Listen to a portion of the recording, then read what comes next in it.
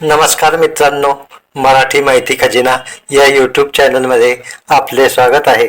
तर मित्रांनो, आजचा हा व्हिडिओ राज्यातील सर्व दिव्यांग लाभार्थ्यांसाठी फार महत्त्वाचा आहे. मित्रांनो, नेर तहसीलदारांच्या माध्यमातून एक अतिशय महत्त्वाचा जाहीरनामा प्रसिद्ध करण्यात आला आहे.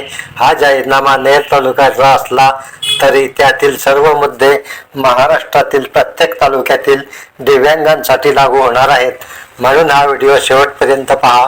तुमचे 2500 रुपये अनुदान सुरळीत मिळविण्यासाठी ही माहिती अत्यंत महत्त्वाची आहे. हे पत्र महाराष्ट्रातील प्रत्येक दिव्यांगांसाठी अत्यंत महत्त्वाचे आहे. या पत्रात महत्त्वाचे मुद्दे देण्यात आले आहे. यातील जर एखादा मुद्दाही तुमच्याकडून दुर्लक्षित झाला तर तुमचे अनुदान थांबले जाऊ शकते.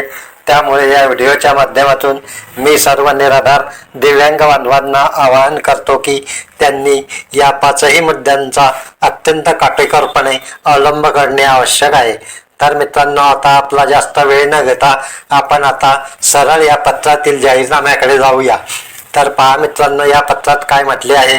हे पत्र नेर तालुक्यातील आहे, परंतु हे पत्र तुमच्या तहसील कार्यालयातूनही जारी केले जाऊ शकते.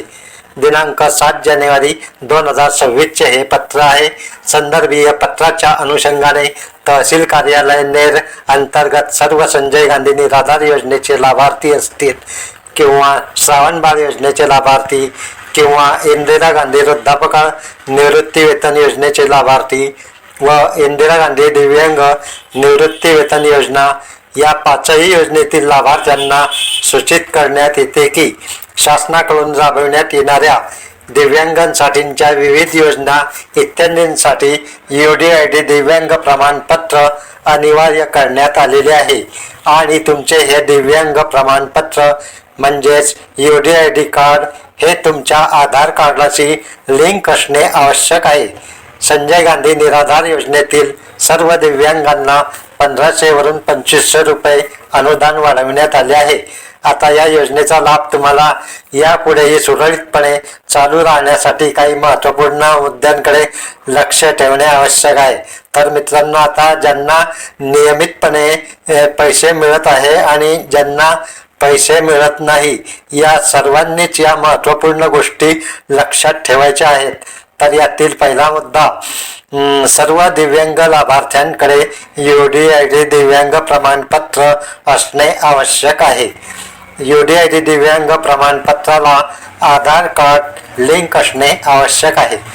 ज्या लाभार्थ्यांचे आधार लिंक नसेल त्यांनी 20 जानेवारी 2025 पर्यंत UDID कार्ड दिव्यांग प्रमाणपत्राचे KYC करून त्यास आधार क्रमांक लिंक करून घेणे आवश्यक आहे. तर मित्रांनो, या ठिकाणी जी तारीख दर्शवली आहे ते 20 जानेवारी 2025 या ठिकाणी काहीतरी प्रिंटिंग मिस्टेक झालेली दिसत आहे, ते आपण समजून घ्यावी. ही तारीख 20 जानेवारी 2026 असेल. तर आता तुम्हाला जर आधार कार्ड लिंकिंग करायचे असेल तर ते तुम्ही ऑनलाईन किंवा तहसील कार्यालयात जाऊन लिंक करू शकता. ज्या लाभार्थ्यांना 2500 रुपये 1500 रुपये भेटत आहे त्यांनी दिनांक 20 जानेवारी 2026 पर्यंत तहसील कार्यालयात येऊन भेटावे. दिनांक 31 जानेवारी 2026 पूर्वी तहसील कार्यालयात येऊन हयात प्रमाणपत्र सादर करावे व UDID दिव्यांग प्रमाणपत्राची KYC करावी. तर मित्रांनो, येथे एक महत्त्वाची गोष्ट लक्षात घ्या. ज्यांनी मागच्या वर्षी हयातीचा दाखला दिलेला आहे आणि ज्यांना पैसे मिळत आहे त्यांच्यासाठी ही सूचना नाही. ज्या लाभार्थ्यांना पैसे येत नाही किंवा ज्या दिव्यांग लाभार्थ्यांना 1500 रुपये येतात पण ज्या लाभार्थ्यांना 2500 रुपये येणे आवश्यक आहे त्यांनी हयातीचा दाखला आधारशी लिंकिंग केलेला UDID कार्ड तहसील कार्यालयात 31 जानेवारी पूर्वी जमा करायचे आहे.